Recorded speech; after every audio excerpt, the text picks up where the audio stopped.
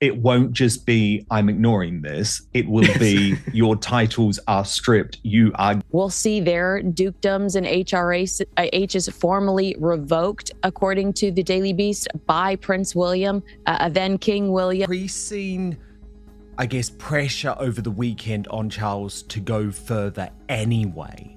Because, of course, after enduring countless years filled with turmoil, shattered commitments, and unceasing public feuds, the unthinkable finally occurred. King Charles III accomplished what seemed beyond reach to many observers, what detractors had loudly called for, and what the late Queen Elizabeth II herself may have pondered during her last moments. He formally removed the royal designations from Prince Harry and Meghan Markle, ending their status as Duke and Duchess of Sussex. This meant no more pretense of upholding a monarchy they had systematically eroded over 4 years through televised interviews, printed exposés, and lucrative deals with media giants. Within the historic walls of Buckingham Palace, a single phrase reverberated among the staff: "It's done." This wasn't merely another fleeting family dispute that would fade with the afternoon tea. It represented a profound upheaval, a moment when a father opted for royal responsibility over familial bonds, and a sovereign determined that defending the throne outweighed shielding his youngest son's sensitivities. For King Charles III, this choice arose not from fury or malice, but from a deeper, more agonizing source: sheer depletion after relentless strife. The monarch's reign had been plagued by chaos. Deliberate revelations in interviews, documentary series that resembled personal vendettas rather than factual family chronicles, and repeated efforts at mending fences that fell short. Charles, who once clung to the belief that forbearance and parental affection could resolve any rift, had reached a breaking point. Leaders everywhere eventually confront this truth. Tolerance can transform from a strength into a hindrance, leading to stagnation. When an entity as venerable as the British monarchy faces such strain, change becomes imperative. At the outset of his kingship, Charles envisioned an age of cohesion, serving as a link between age-old customs and contemporary values, uniting the conservative elite with the younger generation. Yet his tenure was perpetually dominated by two figures residing 6,000 miles away in a lavish Montecito estate, individuals seemingly intent on monopolizing royal news cycles without contributing to actual royal obligations. The Sussexes had ascended to international prominence, but not through charitable endeavors or diplomatic roles. Instead, they gained notoriety via disputes, admissions, and persistent critiques of the very system that bestowed their honors. Charles attempted to overlook the offenses. As a parent before a ruler, as one insider sympathetically noted, he disregarded films portraying his relatives as antagonists. He remained mute during the Oprah Winfrey sit-down, where accusations of racial bias were leveled without specifics. He even endured Harry's autobiography, a bestseller that commodified intimate family sorrows and private tribulations for global sales. However, even a parent's mercy has boundaries, particularly when each act of leniency morphs into another publicity stunt, another sensational story, another opportunity for the couple to portray themselves as victims while securing enormous payouts, the ultimate breach that severed the last strand of confidence involved. Meghan's continued use of the Her Royal Highness designation in confidential communications. The late Queen had expressly forbidden this as part of their exit terms from active royal duties. Meghan had reportedly pledged, directly or via intermediaries, to cease this practice. Discovering its covert persistence was a blow that wounded both the monarchy's integrity and the family's unity. For Charles, one specific transgression stung more acutely than the rest.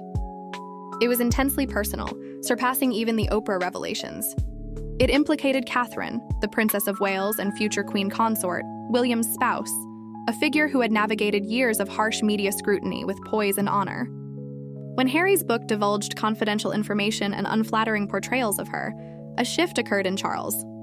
The implicit warning was unmistakable: do not target Catherine. That boundary had been violated. Charles agonized over the decision for months. Palace confidants depict a ruler divided between loyalty to his role and his paternal instincts. His advisors, however, insisted on firmness. They emphasized that the monarchy must not appear impotent. Each instance of wavering diminished faith in the crown. The line must be established, a high-ranking source informed the Times, and only the king can do it.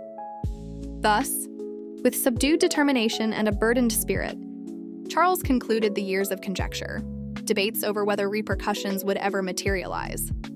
Ambiguity ended. Partial solutions ceased. Royal honors would no longer fuel commercial ventures while simultaneously disparaging the institution. Titles demand accountability, Charles ultimately grasped. For him, the time had arrived to safeguard the crown from internal disorder, even if that turmoil originated from his own lineage, even if it ensured his son's lasting resentment. Upon the initial rumors reaching Montecito, Meghan Markle allegedly rejected the possibility. For a woman who had constructed an entire realm of sway-leveraging royal ties, relinquishing that link felt not just alarming, but existential. Her public persona, her advocacy platform, her business clout, her capacity to attract notice and deference, all hinged on 4 simple words: the Duchess of Sussex.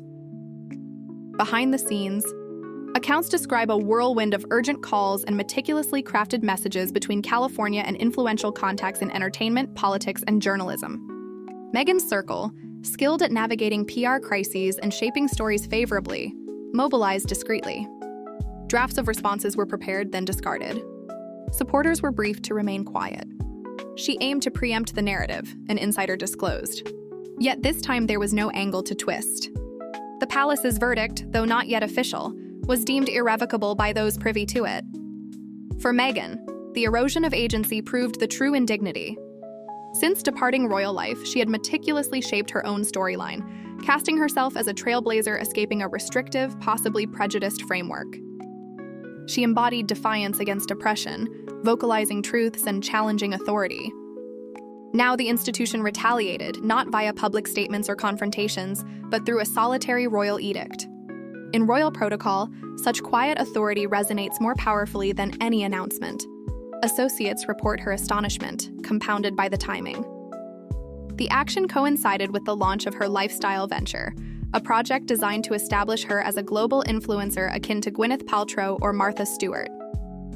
Backers had been wary, gauging the enduring value of her royal cachet in the US market. Then, this revelation struck. Instantly, the once celebrated Hollywood Duchess confronted an unsettling new reality. Devoid of the crown's association, fame dims rapidly. Sources indicate Harry endeavored to buffer her from the fallout, advocating composure, forbearance, and observation of developments. Even he appeared unsettled by the irrevocability. He comprehended the implications, not merely for their public roles, but for their shared persona, their enterprise, their prospects. They were no longer the Duke and Duchess of Sussex. They were merely Harry and Meghan. Celebrities with renowned names, undoubtedly, but in the cutthroat arena of image, sway, and fame's worth, designations and titles carry distinct significance. Privately, the atmosphere in Montecito evolved from disbelief to resolute grit. Meghan refused capitulation she never had. If the palace engaged in subdued power maneuvers from afar, she would retaliate strategically, via media engagements, timed discussions, and remaining resources. Prince William had observed silently for years. He witnessed interviews depicting his kin as aloof and unkind. He endured allegations, films framing his grandmother, father, and the whole system as evildoers in a melodramatic saga. He saw coverage conflate royal decorum with tabloid fodder until they blurred. As controversies mounted and the monarchy's standing deteriorated, the heir apparent hit his threshold. Insiders at Kensington Palace describe William's forbearance evolving into steely purpose. In confidential gatherings, he consulted senior counselors, legal specialists, and close allies. His objective was explicit: terminate what he termed a protracted era of upheaval that had persisted excessively. While Charles battled paternal remorse and the anguish of opposing his child, William's approach was pragmatic, calculated, strategic. The institution's survival was paramount. Safeguarding the monarchy superseded all. The strategy William proposed was bold and all-encompassing. A letters patent, a decree potent enough to redefine the monarchy's framework for future eras. It wouldn't solely impact Harry and Meghan. It would rationalize honors throughout the extended family, eliminating obsolete peerages and restricting royal usage. Even Prince Andrew retaining his Duke of York title amid the Epstein affair, and the broader York branch would be affected. William regarded it as vital intervention, as one palace observer told the Telegraph. Painful, undoubtedly. Messy for certain, but crucial for the organism's health. For years, William observed how royal visits, philanthropic efforts, and even updates on the king's well-being were eclipsed by the Sussexes' media juggernaut. Each expose, each chat, each revelation from their camp dragged the monarchy into contemporary scorn, complicating genuine royal duties. It transcended poor coverage. It was internal decay, a gradual loss of trustworthiness. Confidants to William state he conveyed his stance to Charles with composed insistence. No outbursts, no theatrics. Pure conviction. If we fail to impose structure immediately, he purportedly warned during a fraught discussion, we forfeit control indefinitely. He wasn't defying his father. He was planning succession. William recognized that norms must evolve or the endeavor would falter. It wasn't insurrection against Charles. It was forward thinking for the next era, ensuring William inherited a self-sustaining monarchy, not one reliant on reticence, sentimentality, and dread of negative press. As royals deliberated within palace confines, discussions likely never fully revealed, the British populace had already formed opinions. Nationwide, attitudes shifted from empathy to exasperation, from intrigue about the Sussexes' lifestyle to indignation over perceived duplicity and blatant opportunism. How can individuals who forsake royal duties still capitalize on them? This query echoed nationally in taverns, columns, radio programs, and TV segments. Outlets dubbed it the royal spectacle. Online platforms teemed with memes ridiculing the irony of exiting for seclusion, yet inking colossal Netflix and Spotify agreements. Even staunch royal supporters who had backed Harry through his youthful escapades questioned their continued listing on the official royal site as family members. The monarchy must signify something, an op-ed in the Times declared fiercely. If anyone can adopt a crown for convenience and abandon it otherwise, the crown forfeits all significance. It devolves into an accessory, not an emblem. A label, not an inheritance. The palace adhered to tradition, refraining from complaints or justifications. Yet this silence intensified the inferno. Perceived as frailty, hesitation, proof of lost control over their story, demands for repercussions amplified weekly. Legislators received missives from voters urging overhaul. Surveys showed a majority favoring complete title revocation for Harry and Meghan. The discontent extended beyond their behavior to equity and uniformity.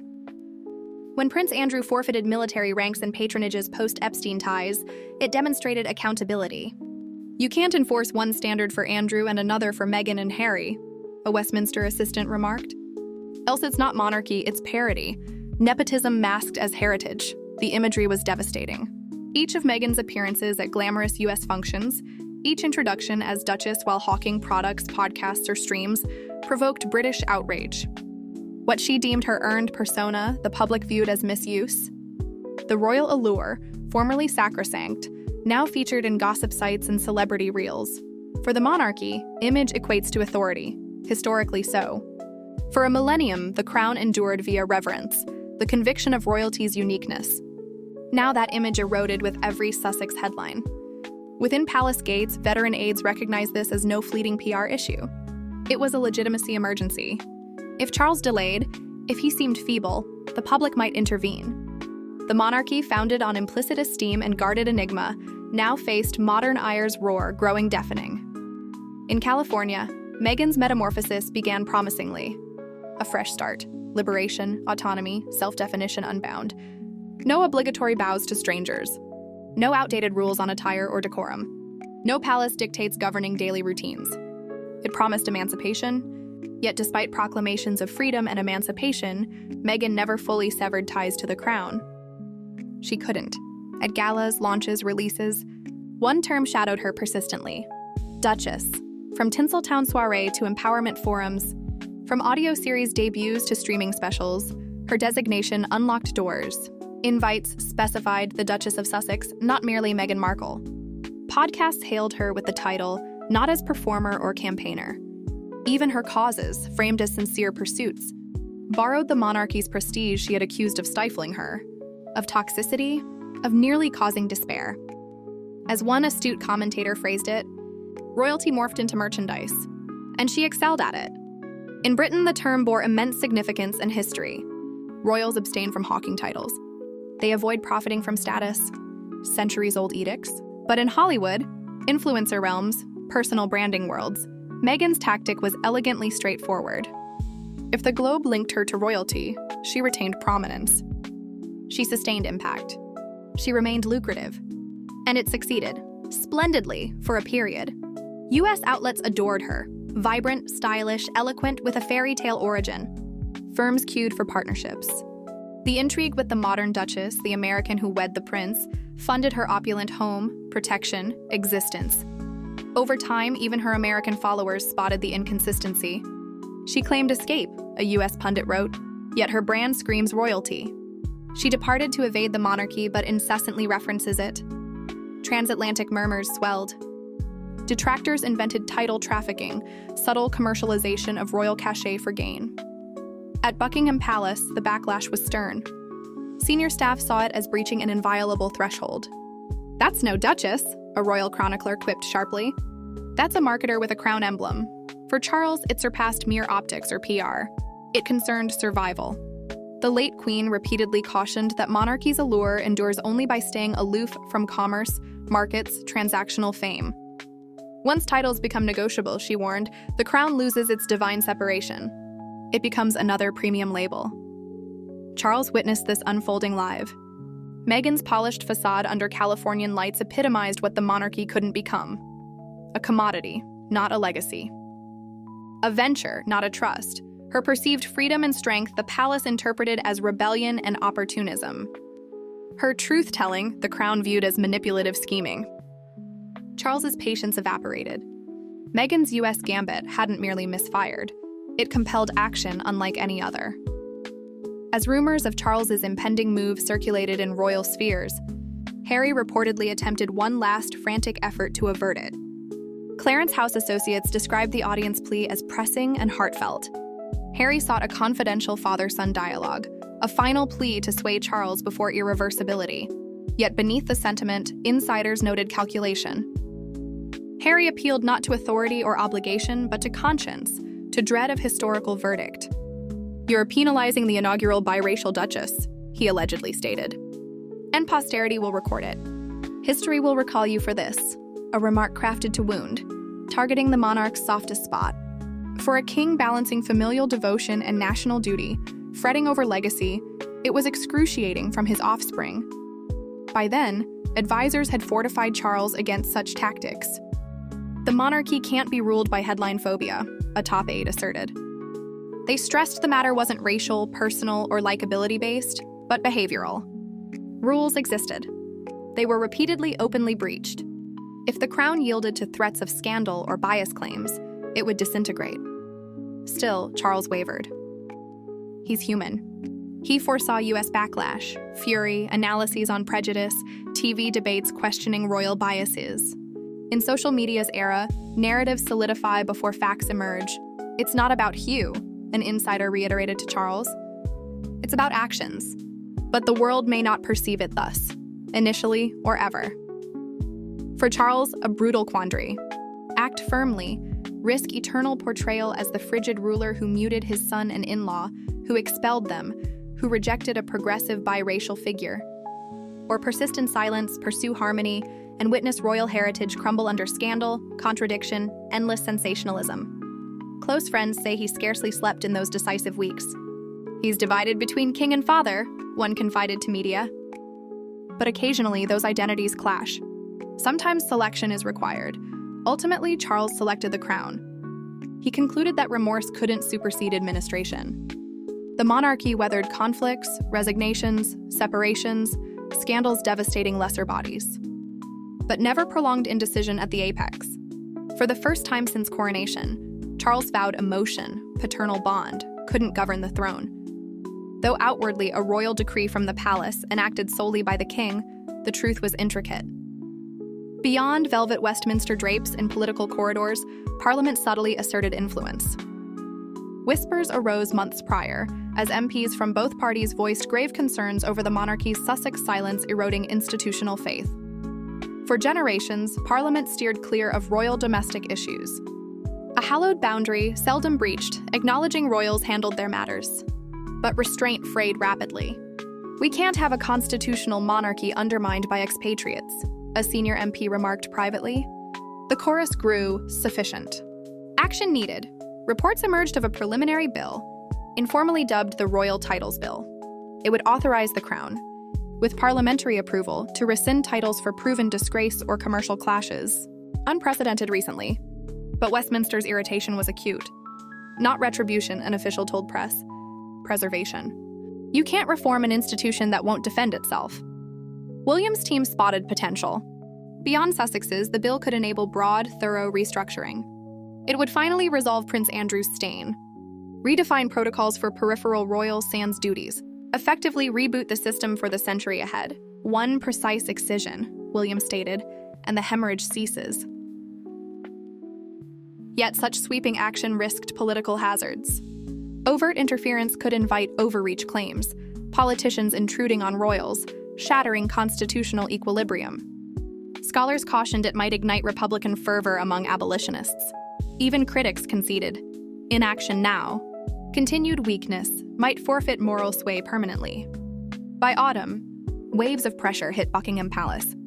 Aides noted frequent informal talks between royal secretaries and civil servants. Parliament no longer merely advised. It mandated. The monarchy couldn't shelter behind customs, traditions, excuses of personal affairs. Government, populace, future royals united, symbolic acts ended. The institution teetered. Before passing, Queen Elizabeth II extended a final kindness to her grandson and spouse. Private, heartfelt, familial, a vow from affection. Harry and Meghan assured her that while stepping from duties, pursuing independence, they wouldn't exploit titles for profit or gain. The Queen trusted them. Family does, but post-Megxit, that vow unraveled swiftly. From Netflix, Spotify, multi-million deals to paid events and endorsements, Sussex Ventures heavily invoked royalty. Documentaries featured insignia.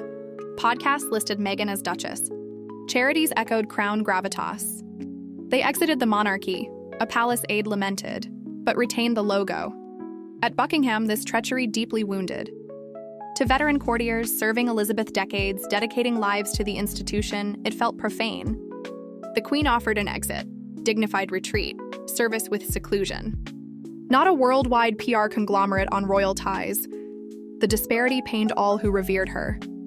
70 years, Elizabeth shielded the crown from fame's pitfalls, maintained Majesty's showbiz divide. Now her grandson commodified the sacred crown, trademark, emblem, asset.